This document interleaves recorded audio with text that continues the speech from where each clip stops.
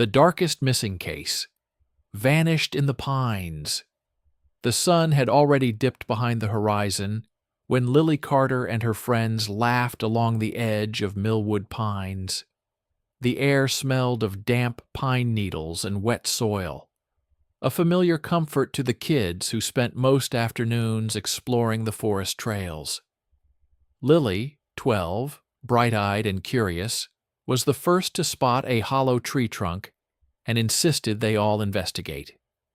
Her friends hesitated, exchanging nervous glances, but Lily's excitement was infectious. By 7:05 p.m., the group had wandered deeper into the forest than usual. The fog rolled in, thick and slow, clinging to the trunks of the towering pines. That's when it happened. Lily turned around to call her friends, a playful warning on her lips, and suddenly she wasn't there.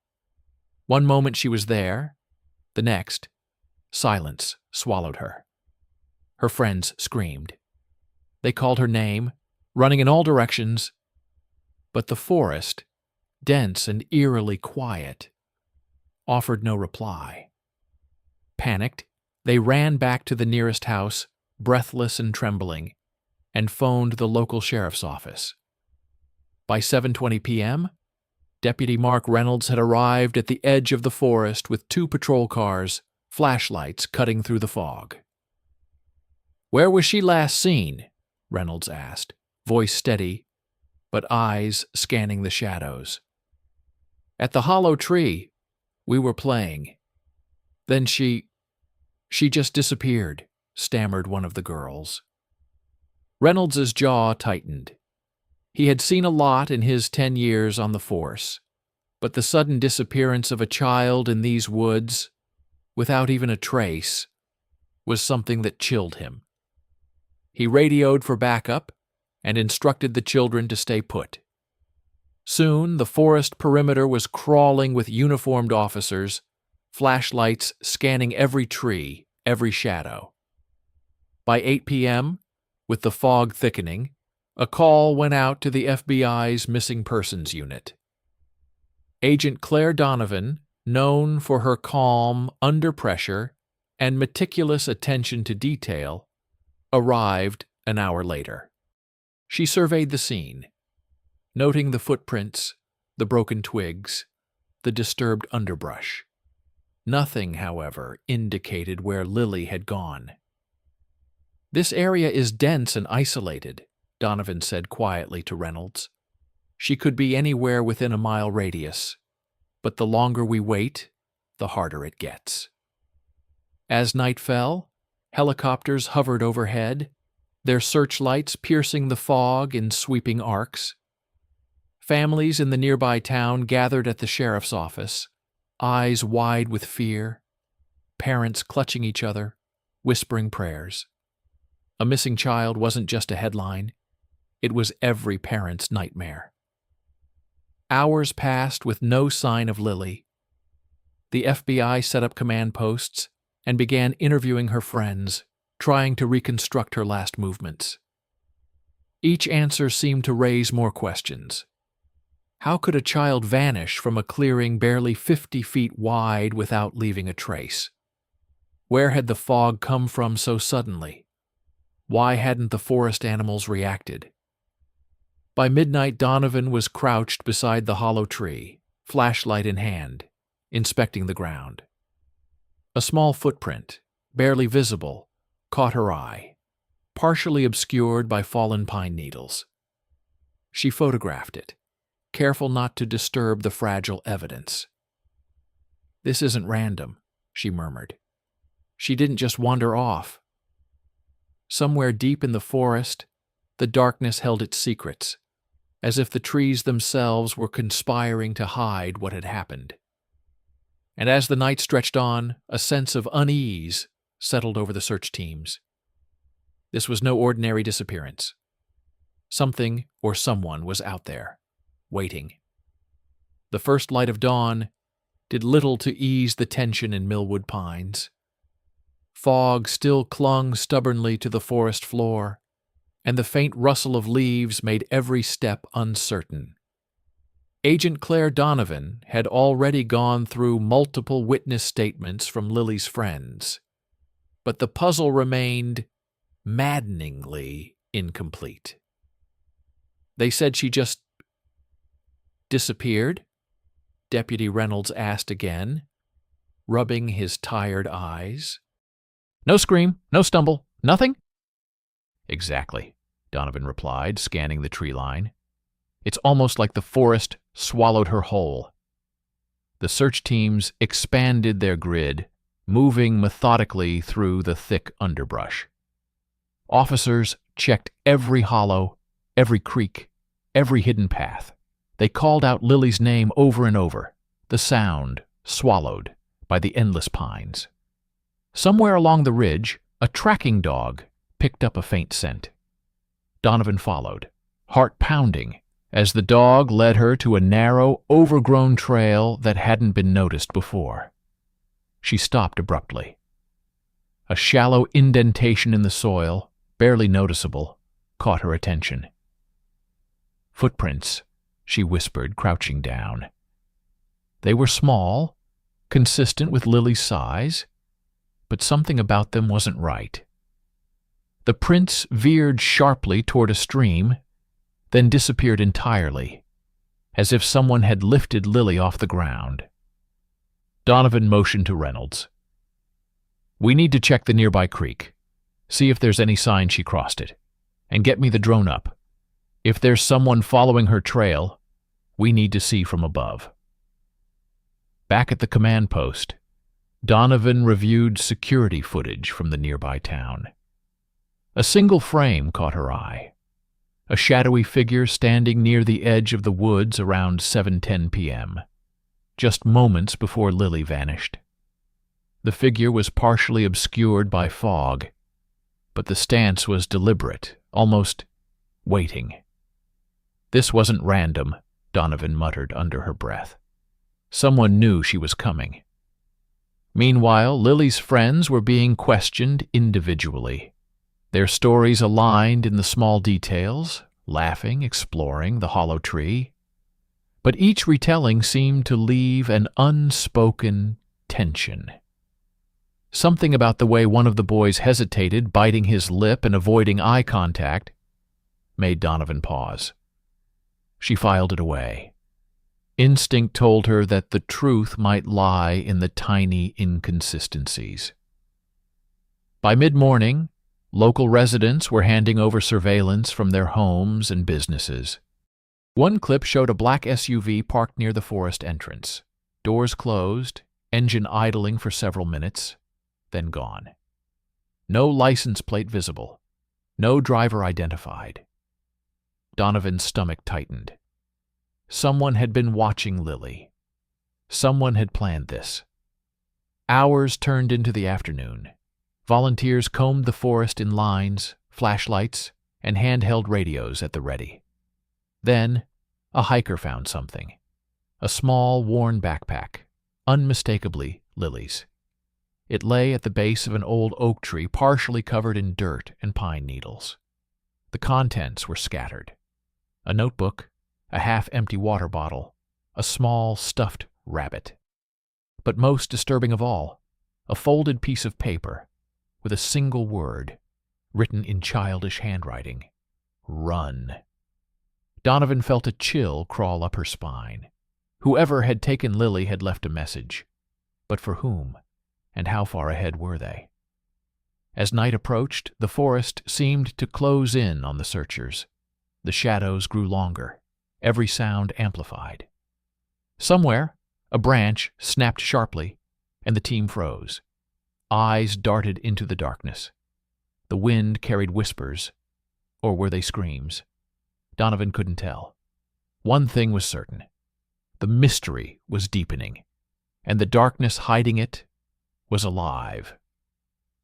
By the next morning, the forest had a tense stillness, broken only by the distant hum of search helicopters and the occasional crack of twigs underfoot. Agent Donovan had spent the night reviewing every detail, footprints, the black SUV, the folded note, and piecing together a theory. but every lead seemed to raise more questions than answers. At 7:30 a.m., the FBI set up a mobile command unit near the edge of the woods. Forensic specialists arrived, equipped with drones, scent-tracking dogs, and high-resolution cameras. Every inch of the forest was to be documented. Donovan had called in behavioral analyst Dr. Samuel Hayes, whose expertise in abductions was widely respected. "The first 24 hours are critical," Hayes said, scanning the map of the search grid. "If Lily is alive, we need to find her before the trail goes cold." Patterns in abductions like this often show a calculated approach. Someone who knows the terrain and the victims. The team divided into specialized groups. Donovan paired with Reynolds, heading toward the trail where the footprints had disappeared near the stream. The mud was soft, and every step left a new print. Donovan noticed faint drag marks, too light for an adult, too precise for Lily herself.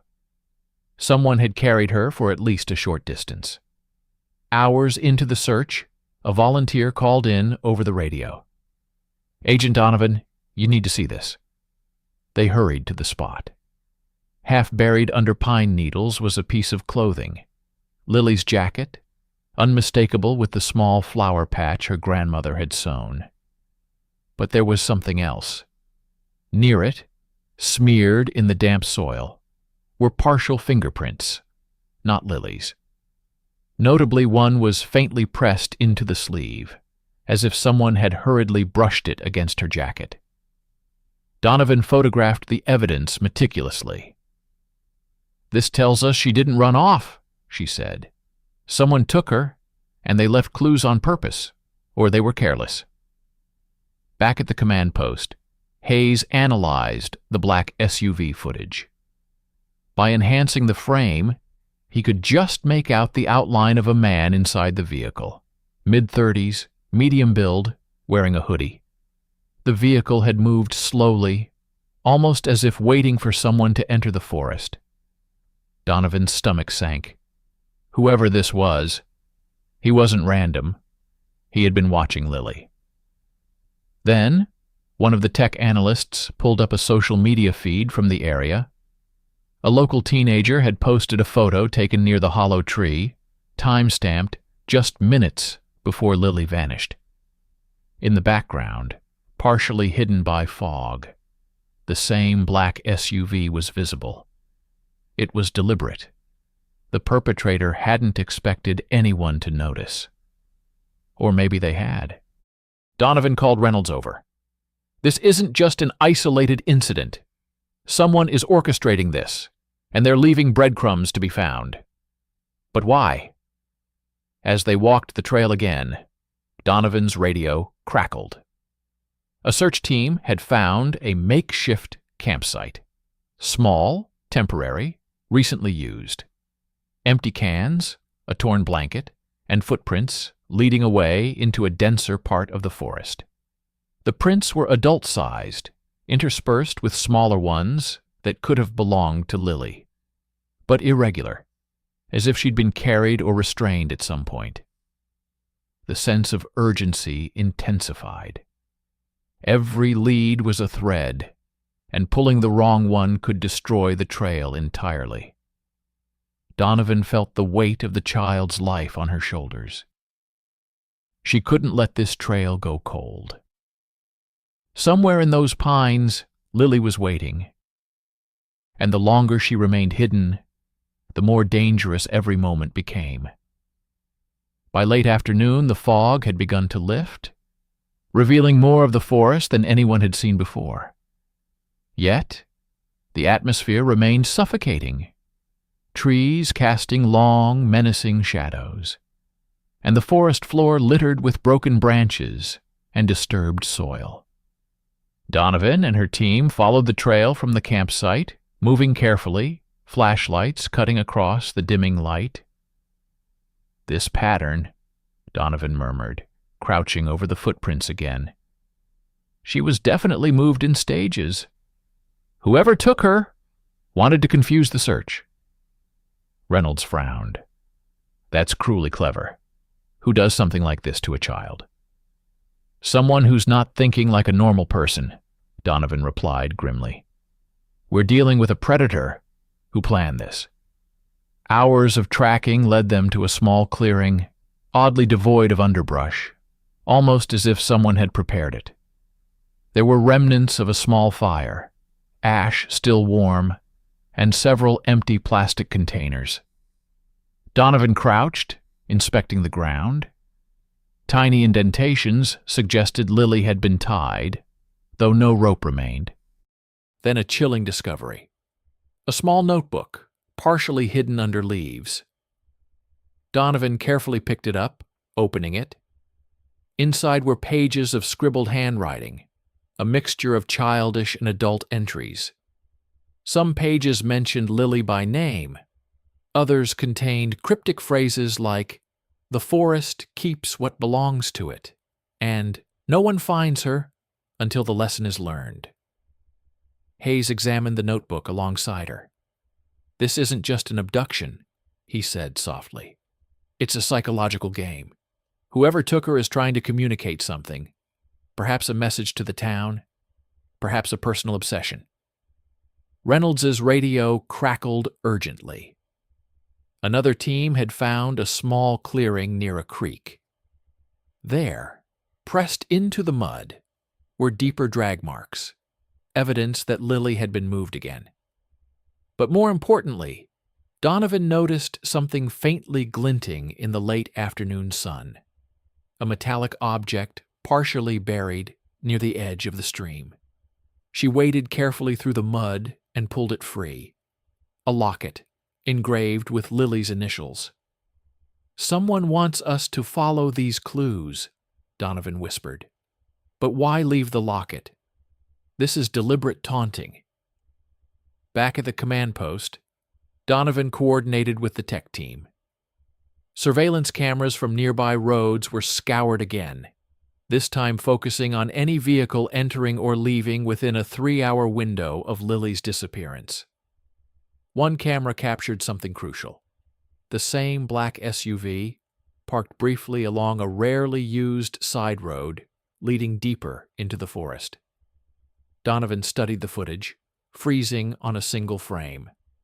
Inside the vehicle, a man's face was partially visible, mid-30s, sharp eyes, a faint scar across his cheek.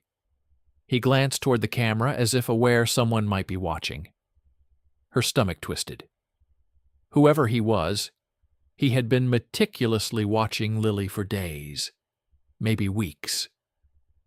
As night fell, the forest seemed to grow heavier, almost alive with anticipation. The searchers, exhausted, kept scanning the shadows. Somewhere in the distance, a faint sound, a child's cry, made everyone pause. Donovan's pulse quickened. Could it be Lily? Or just the wind twisting through the trees? Every moment now was a race. Every decision mattered. And somewhere, hidden in the darkness, the predator waited, fully aware that the net was closing in, but confident somehow that he was still a step ahead. Night had fully settled over Millwood Pines. The searchlights from helicopters cut harsh beams through the thickening fog, but the forest itself seemed to swallow the light, leaving the teams on the ground in pockets of almost complete darkness. Agent Donovan's team had followed the trail for hours, moving cautiously, ears straining for any unusual sound. Then came the first unmistakable clue. A voice. Faint, almost imperceptible, a child calling out. But the cadence was irregular, shaky, and terrified. Donovan signaled everyone to stop. The forest fell silent, save for the whispering wind through the pines. She motioned for the tracking dog, which immediately picked up a scent.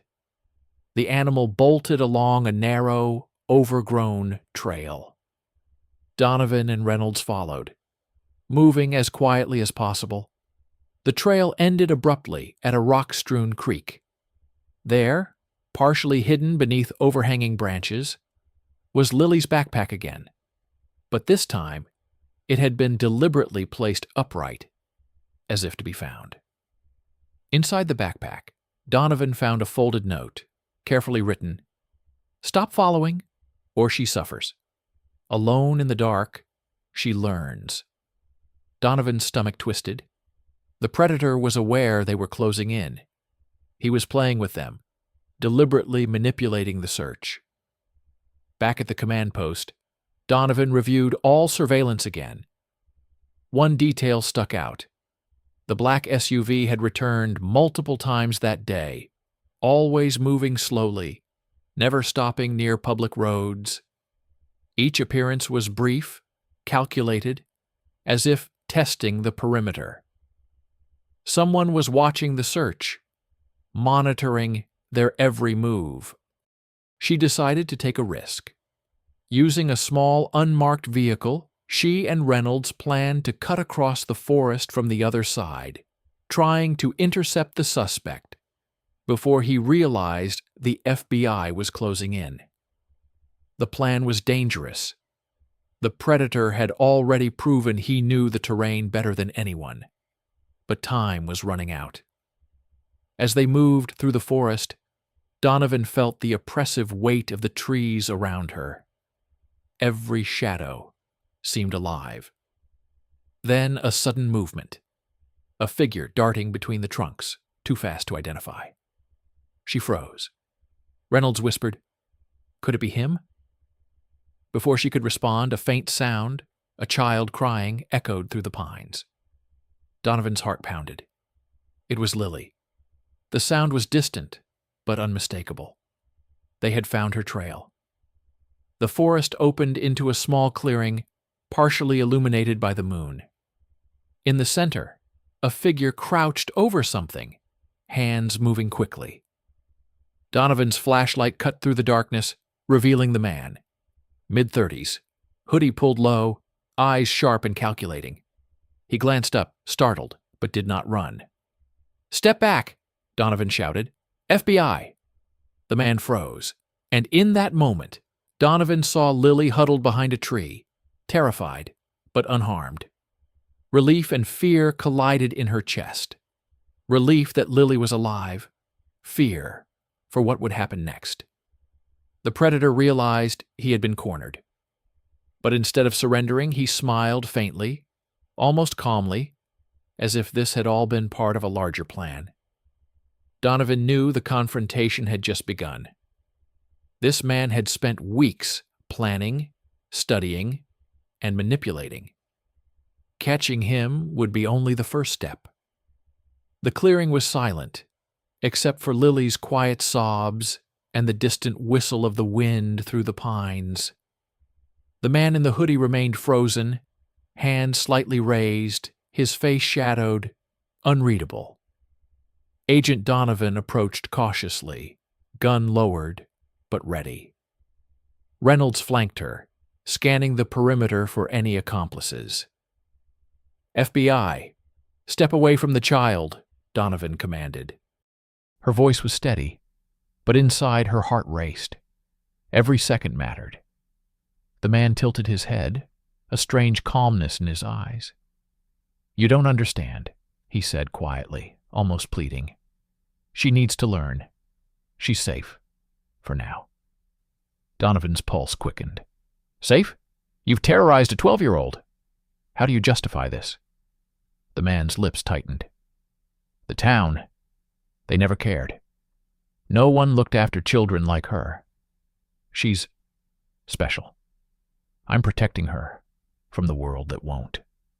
Reynolds let out a harsh laugh. "Protecting? Kidnapping isn't protection, buddy. You're insane." The man's eyes flicked toward Lily, who was peeking from behind a tree, clutching her stuffed rabbit.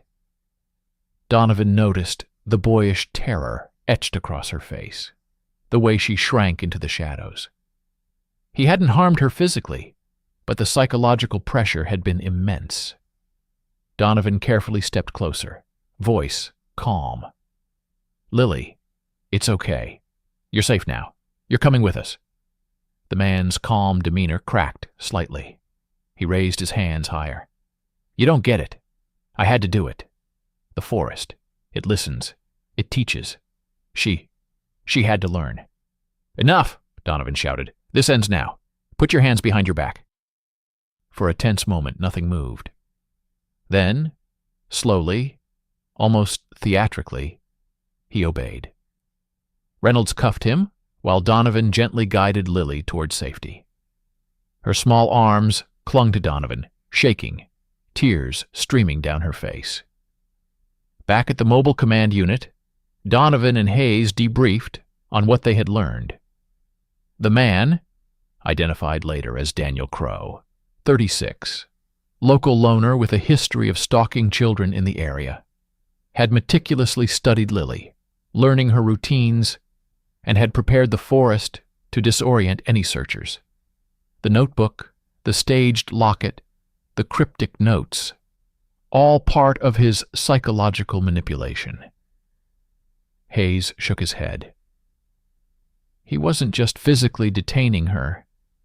He built a psychological maze in the forest. That's what makes him dangerous. He can predict human behavior, exploit fear. Lily was extremely lucky. Lily's parents arrived, rushed into her arms, sobbing and overwhelmed. Donovan watched silently, the weight of relief and exhaustion pressing down. One life saved, but the darkness behind the man's motives hinted at more unseen dangers in the world. Even as Daniel Crow was taken away in custody, Donovan couldn't shake the feeling that the forest, with its shadows and secrets, still held stories yet untold. And some people, like Crow, would always try to twist those stories for their own purposes. The forest had grown eerily silent by the time the last officers packed up their gear. The fog, once thick and suffocating, had lifted, leaving the pines bathed in the pale morning light. Lily Carter was safe, wrapped in a blanket, holding her stuffed rabbit tightly. Her small, trembling hands told the story of the fear she had endured, yet she was alive, a miracle carved from darkness. Agent Donovan stood near the edge of the clearing, watching as Daniel Crow was led away in handcuffs. His face remained pale and emotionless, but the notebook, the staged locket, and the cryptic messages revealed the depth of his obsession. He had tried to turn fear into control, innocence into a lesson only he understood. Donovan knelt beside Lily, speaking softly. "You're safe now. Nothing he did can hurt you anymore." Lily nodded, her tears flowing freely. Her parents, still clinging to her, whispered words of love, promises never to let her out of sight again. Back at the mobile command post, Donovan reviewed the evidence. The investigation had uncovered Crow's pattern: meticulous planning, psychological manipulation, and a history of targeting vulnerable children. It was horrifying, but it also revealed a grim truth.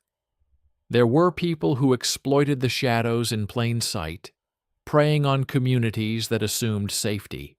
Hayes spoke quietly beside her. "This case, it's not just about Lily.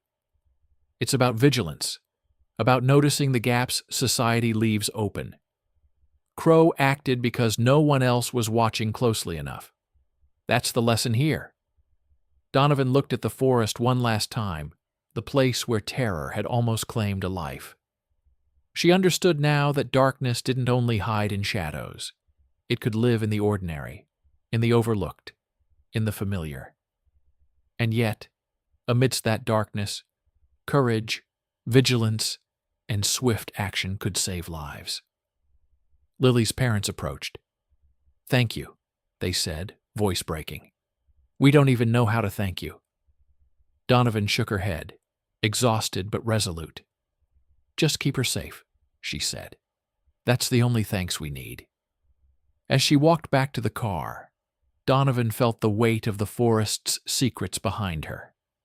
The world was dangerous, unpredictable, and full of people who preyed on fear. But it was also full of those willing to fight, to search, to uncover the truth no matter how dark the path. And somewhere in the distance, the pines whispered again, but this time they carried a message of survival, of courage, and of the unyielding pursuit of justice. Subscribe now to follow every twist of the darkest missing cases. Truth, justice, and chilling stories from the shadows.